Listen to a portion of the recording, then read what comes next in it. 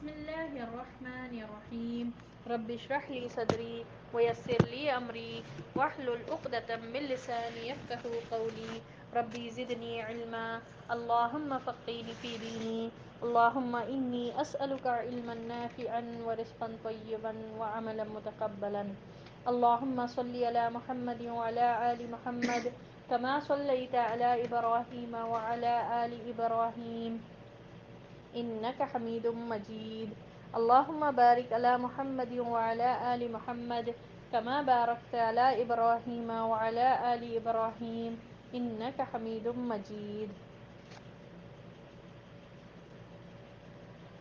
چلیے کل ہم لوگوں نے دیکھا کہ کس طرح غزوہ احد کا بالکل معاملہ پلٹ گیا تھا، کس طرح سے آپ صلی اللہ علیہ وسلم کو یعنی کہ زخمیں لگی اور کس طرح سے آپ صلی اللہ علیہ وسلم کو مار لگی تھی ہم لوگوں نے دیکھا. پھر کس طرح مسلمان پورے جو ہے نا بکھرے ہوئے تھے، بعد میں آپ صلی اللہ علیہ وسلم کے قریب آئے اور ہم لوگوں نے دیکھا کس طرح جو ہے نا ابو عبیدہ بن جراح انہوں نے نبی صلی اللہ علیہ وسلم کی دو کڑیاں جو آپ صلی اللہ علیہ وسلم کے آنکھوں کی ہڈی میں چبھ گئی تھی وہ نکالے.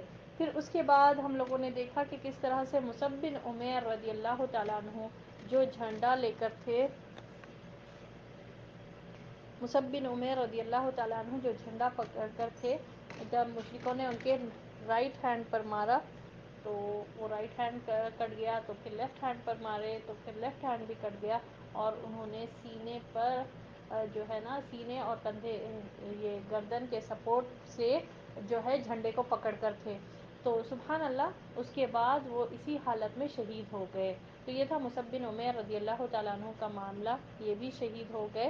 اور مصعب بن عمیر جو ہے نبی صلی اللہ علیہ وسلم سے ان کی شکل ملتی تھی، تو لوگوں نے یہ جو عبداللہ بن خمیہ جو تھا جو قاتل تھا، اس نے سمجھا کہ اس نے محمد صلی اللہ علیہ وسلم کو قتل کر دیا، اور اس طرح اس نے زور سے آواز لگائی کہ محمد صلی اللہ علیہ وسلم قتل ہو گئے ہیں. تو بہرحال اس کے بعد عام مسلمانوں کا کیا حال تھا، نرغے میں آ گئے تھے. نرغہ کس کو کہا جاتا؟ یعنی سراؤنڈڈ ایریا، یعنی پوری طرف سے سراؤنڈ ہو گئے تھے، پیچھے سے سامنے سے. پیچھے خالد بن ولید اور ان کا لشکر تھا، سامنے مشرکین پورے جمع ہو کے ان کی تعداد بڑھتے چلے جا رہی تھی. اب اس میں جو عام مسلمان تھے ان لوگوں کا کیا حال ہوا کہ یہ لوگ پورے ادھر ادھر بھاگنے لگے. بد نظمی اتنی ہو گئی کہ سمجھ میں نہیں آ رہا تھا کہ کیا کریں.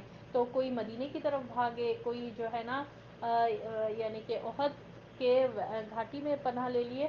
اور یہ جب صفیں پلٹی تو پہلی صف پلٹی تو پچھلی صف پر جا کر پلٹی، حتیٰ کہ یہ معاملہ ہوا کہ حذیفہ رضی اللہ تعالیٰ عنہ کے والد یمان رضی اللہ تعالیٰ عنہ اس مسلمانوں کے ہاتھوں اس میں شہید ہو گئے کہ اتنی بد نظمی پھیل گئی تھی، کیونکہ کوئی قیادت کرنے والا نہیں تھا، کوئی لیڈرشپ وہ نہیں تھا. آپ صلی اللہ علیہ وسلم کہیں ہو گئے تھے، یہ لوگ کہیں ہو گئے تھے، تو پورا بد نظمی کا اتنا برا معاملہ ہو گیا. تو اور پھر کیا ہوا، پھر جیسے ہی آپ صلی اللہ علیہ وسلم کی قتل کی افواہ پھیلتے چلے گئی، لوگ جو ہے نا بالکل یعنی کہ ڈسٹرب ہو گئے. بہت سے لوگ ہمت ہار کر بیٹھ گئے، اب بولے کہ اب کس کے لیے ہم لڑنا. پھر دوسرے کچھ لوگ جو ہے نا ہمت دلانے لگے کہ نہیں، محمد صلی اللہ علیہ وسلم نے جس کے لیے جان دی ہے ہم بھی وہی کام کریں گے. تو بہرحال اسی اس میں کعب بن مالک رضی اللہ تعالیٰ عنہ نے دیکھا محمد صلی اللہ علیہ وسلم کو اور پہچان گئے، اور لوگوں کو زور سے آواز دیے اور بولے کہ یہ لوگوں خوش ہو جاؤ، یہ ہے محمد صلی اللہ علیہ وسلم. بہرحال محمد صلی اللہ علیہ وسلم آ گئے تو لوگوں اور محمد صلی اللہ علیہ وسلم کے اطراف میں پھر 30 جو ہے مسلمان جمع ہو گئے. مشرکین چاہ رہے تھے کہ آپ صلی اللہ علیہ وسلم سے ان کو روکے، مگر یہ لوگ پوری کوشش کر کے بہادری کے ساتھ ان لوگوں کو ڈیفینڈ کر کے یہ لوگ پہنچ گئے آپ صلی اللہ علیہ وسلم کے پاس.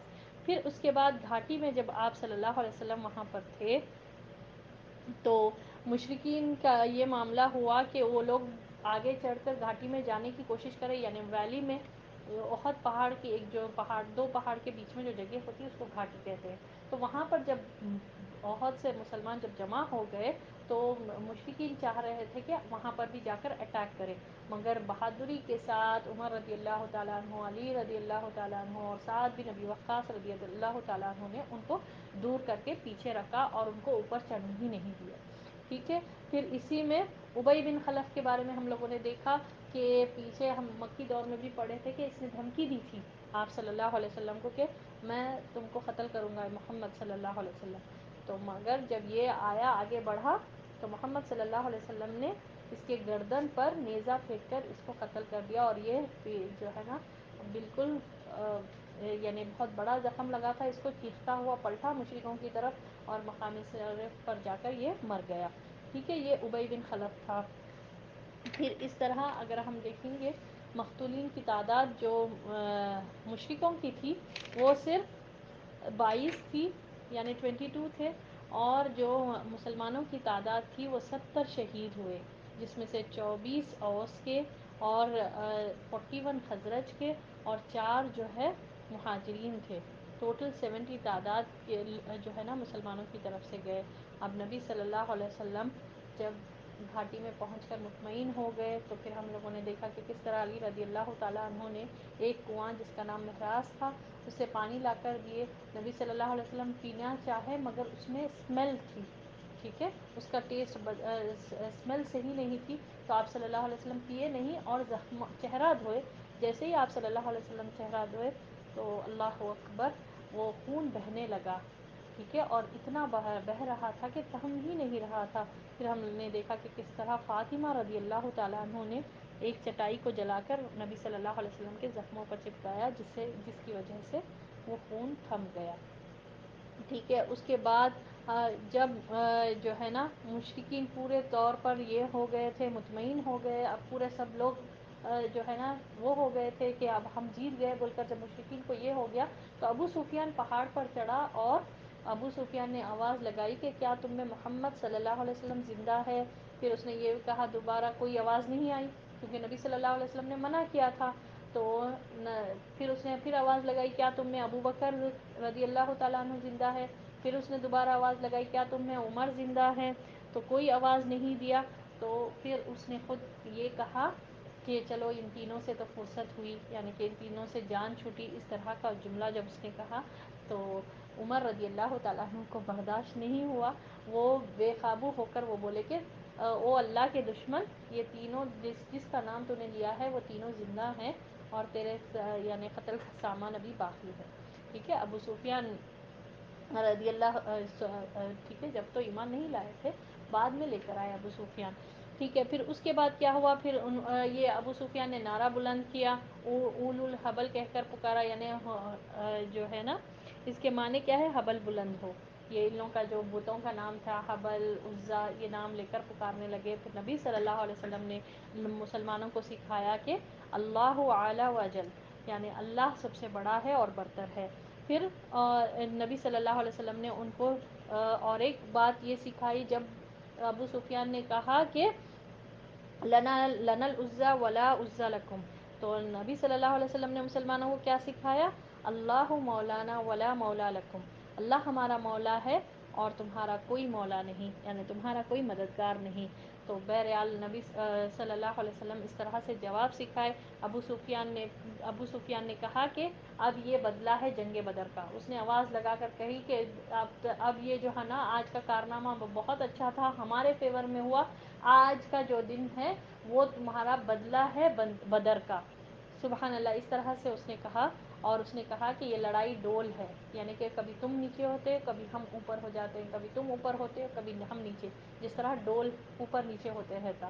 تو سبحان اللہ, اس پر عمر رضی اللہ تعالیٰ عنہ نے کتنا بہترین جملہ کہا کہ نہیں برابر ہے, یہ برابر نہیں ہو سکتا ہے, کیونکہ ہمارے مقتولین جنت میں ہیں اور تمہارے مقتولین جہنم میں ہیں. تو اس کے دل پر اتنا اثر ہوا اس جملے کا, اس نے کہا کہ اگر ایسا ہے تو ہم تو نامراد ہوئے, یعنی کہ جیت کر بھی ہمارا کوئی مطلب نہیں ہے, اگر ایسا معاملہ ہے تو بالکل ہم تو بے فائدہ ہو گئے. پھر اس نے اور ایک عمر رضی اللہ تعالیٰ عنہ کو بلایا اور پوچھا کہ میں پھر سے تم کو اللہ کا واسطہ دے کر عمر پوچھتا ہوں کہ محمد صلی اللہ علیہ وسلم زندہ ہیں. تو عمر رضی اللہ تعالیٰ عنہ نے کہا ہاں ہے, اور تمہاری باتیں پورے سن بھی رہے ہیں. پھر اس نے کہا کہ ٹھیک ہے, پھر نیکسٹ ایئر پھر بدر میں مقابلہ ہوگا, یعنی کہ پھر آؤں گا میں بدر میں, پھر سے مقابلہ ہوگا. تو نبی صلی اللہ علیہ وسلم نے ایک صحابی کے ہاتھ سے بول بھیجایا, اچھا ٹھیک ہے, اسے کہہ دو کہ ٹھیک ہے بدر میں ملاقات کریں گے پھر سے. سبحان اللہ، یہ تھا سبحان اللہ، یہ جذبہ، یہ ہمت، یہ اللہ پر توکل. اتنے زخمی ہیں، اتنے لوگ اس معرکے میں شہید ہو گئے، 70 شہداء ہوئے. سبحان اللہ. مگر محمد صلی اللہ علیہ وسلم نے کہا کہ اچھا کہہ دو کہ ٹھیک ہے، بدر میں ملاقات کریں گے. ٹھیک ہے. اب یہاں تک ہم لوگوں نے کیا تھا. کلیئر ہے؟ جو ہے وہ مشرکین کی واپسی اور مسلمانوں کی طرف سے شہیدوں اور زخمیوں کی خیرگیری.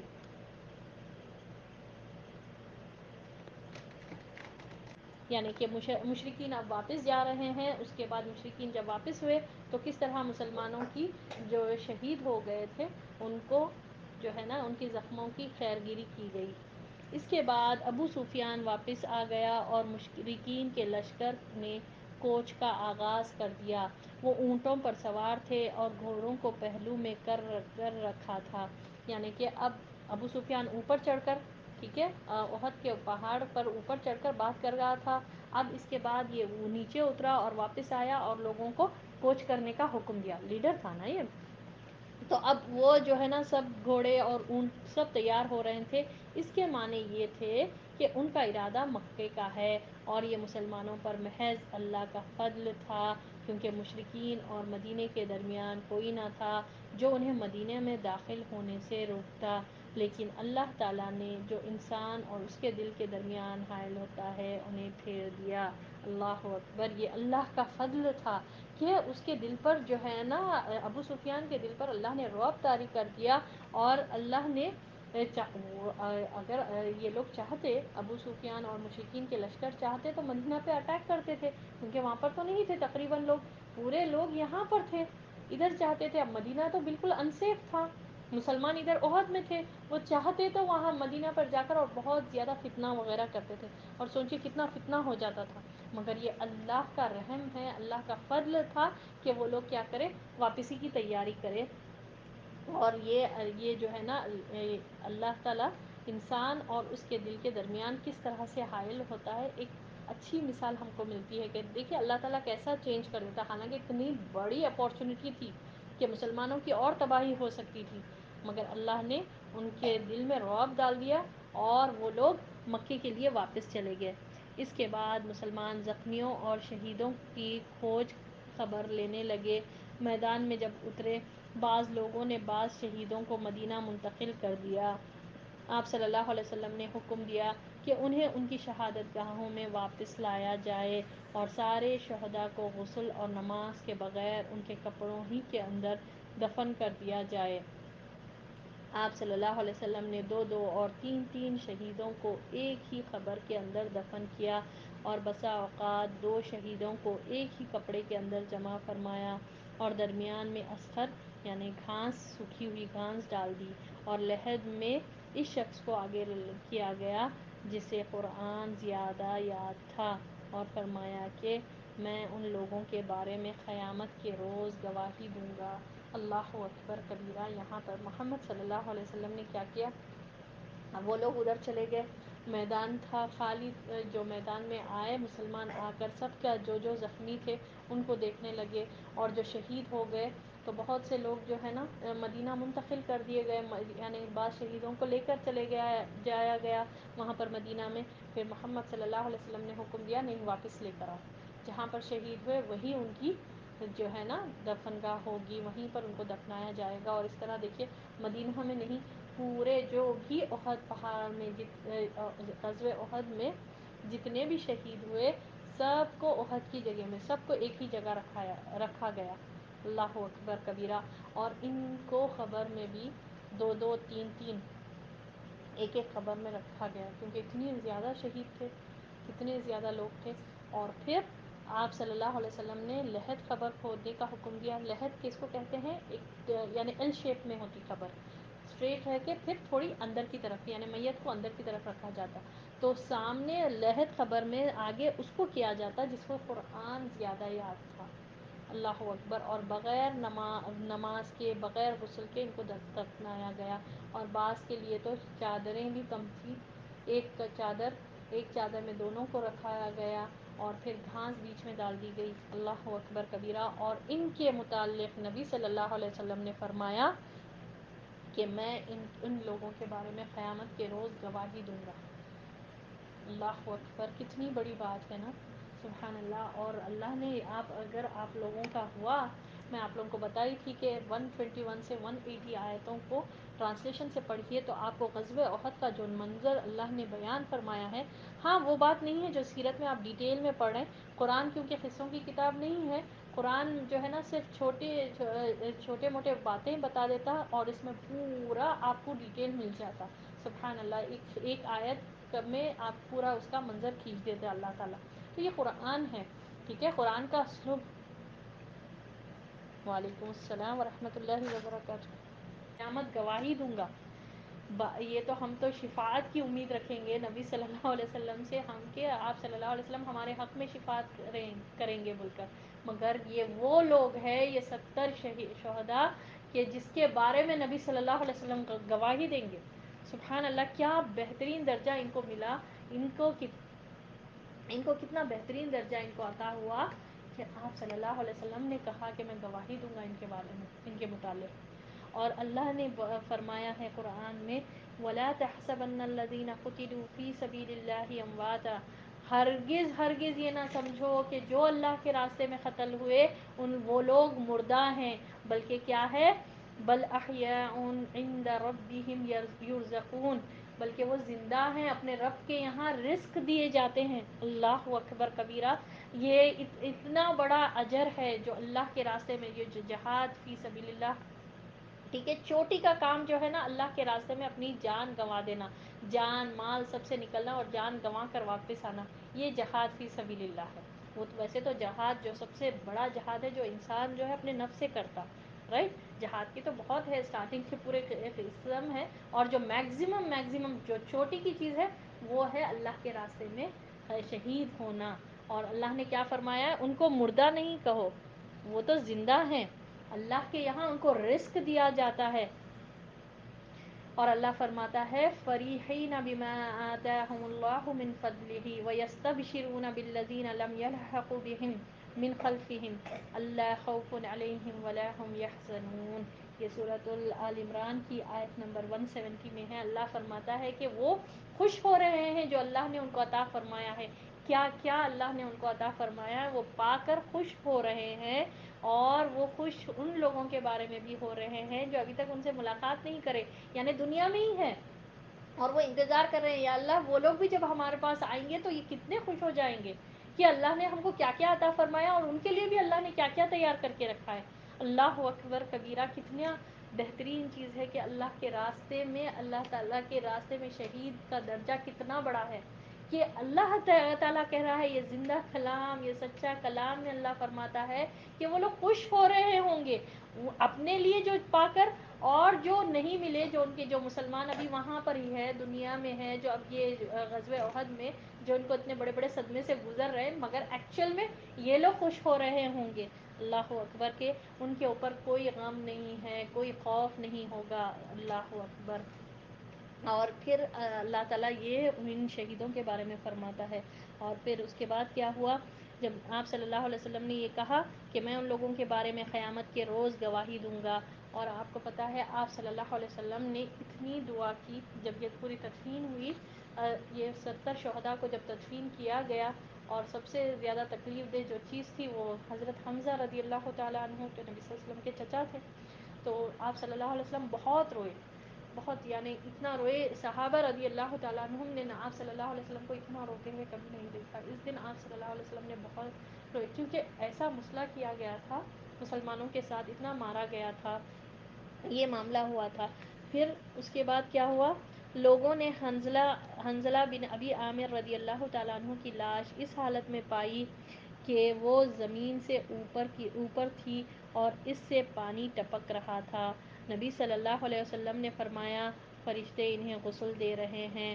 ان کا واقعہ یہ تھا کہ انہوں نے ابھی نئی شادی کی تھی اور بیوی کے ساتھ ہی تھے کہ جنگ کی پکار لگی، وہ بیوی کو چھوڑ کر سیدھے میدان جنگ میں آ گئے اور پھر حالت جنابت ہی میں لڑتے ہوئے شہید ہو گئے، لہٰذا فرشتوں نے انہیں غسل دیا اور اسی لیے وہ غسیل الملائکہ، فرشتوں کے غسل دیے ہوئے کہلائے۔ دیکھیں سبحان اللہ، حنزلہ رضی اللہ تعالیٰ عنہ کو غسیل الملائکہ کہا جاتا. اگر آپ سے کبھی پوچھوں کہ غسیل الملائکہ کون سے صحابی کو کہا جاتا تو حنزلہ رضی اللہ تعالیٰ عنہ کو.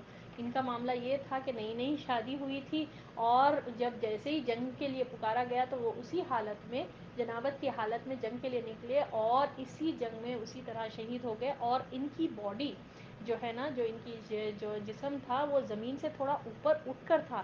تو لوگوں کو حیرت ہوئی، سرپرائز ہوئے، یعنی ریزڈ ہو کر تھا، تھوڑا اوپر، بالکل ہوا میں تھا، تھوڑا اوپر کی طرف تھا. تو لوگوں نے پوچھا یہ کیا ہوا، یہ کیوں حنزلہ کے ساتھ ایسا ہے، اور ان کے جسم سے پانی بھی ٹپک رہا ہے. تو نبی صلی اللہ علیہ وسلم نے فرمایا فرشتے انہیں غسل دے رہے ہیں. سبحان اللہ، کتنا بڑا مقام، کتنا بڑا مرتبہ حنزلہ رضی اللہ تعالیٰ عنہ نے پایا. حضرت حمزہ رضی اللہ تعالیٰ عنہ کو اتنی چھوٹی چادر میں کفنایا گیا کہ اگر سر ڈھانکا جاتا تو پاؤں کھل جاتے تھے، اور پاؤں ڈھانکتے تو سر کھل جاتا تھا. چنانچہ پاؤں پر ازخر گھاس ڈال دی گئی. یہی صورتحال مصعب بن عمیر رضی اللہ تعالیٰ عنہ کے ساتھ پیش آیا. یعنی پورا کفن بھی ان کو نصیب نہیں ہوا. جب دفنانے کی باری آئی تو پورا کفن بھی ان کو نصیب نہیں ہوا.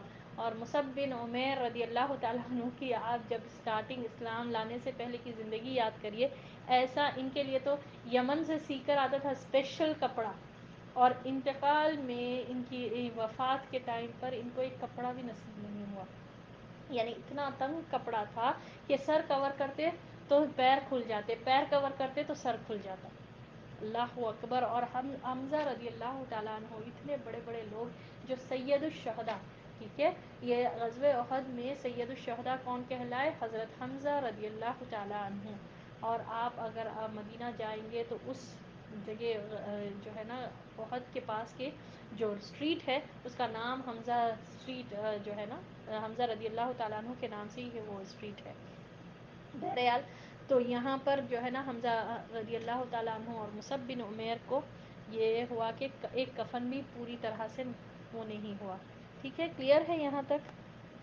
چلیے نیکسٹ ہم دیکھیں گے جانب مدینہ اور اندرون مدینہ. یعنی کہ اب مدینہ کی طرف واپسی ہوئی، اور کیا ہوا وہاں پر؟ رسول اللہ صلی اللہ علیہ وسلم اور مسلمان شہداء کے دفن اور ان کے لیے دعا سے فارغ ہو چکے تو مدینہ کا رخ کیا. راستے میں کچھ عورتیں ملی جن کے اقارب یعنی رشتہ دار شہید ہو گئے تھے.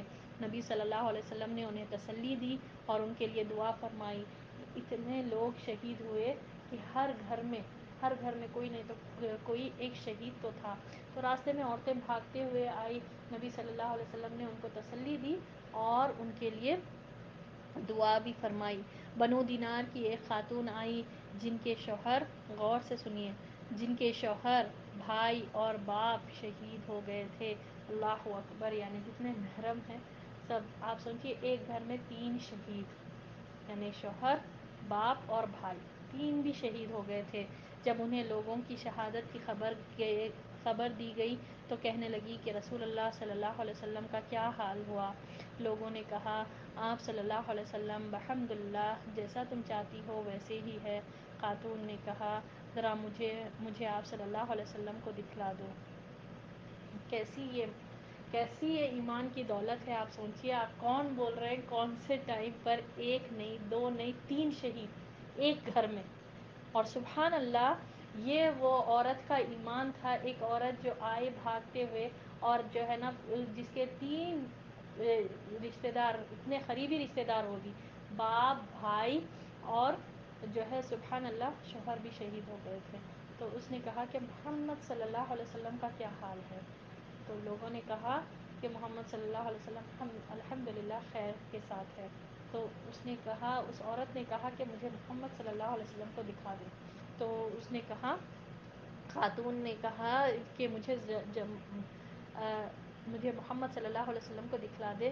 لوگوں نے جب اشارے سے بتلایا تو جب ان کی نظر آپ صلی اللہ علیہ وسلم سے پر پڑی تو وہ بے ساختہ پکار اٹھی کل مصیبت بعدک جلد، کہ آپ کے بعد ہر مصیبت ہیچ ہے. یعنی کہ آپ صلی اللہ علیہ وسلم کو دیکھنے کے بعد ہر مصیبت چھوٹی ہے. ہیچ ہے یعنی کہ کم ہے، چھوٹی ہے.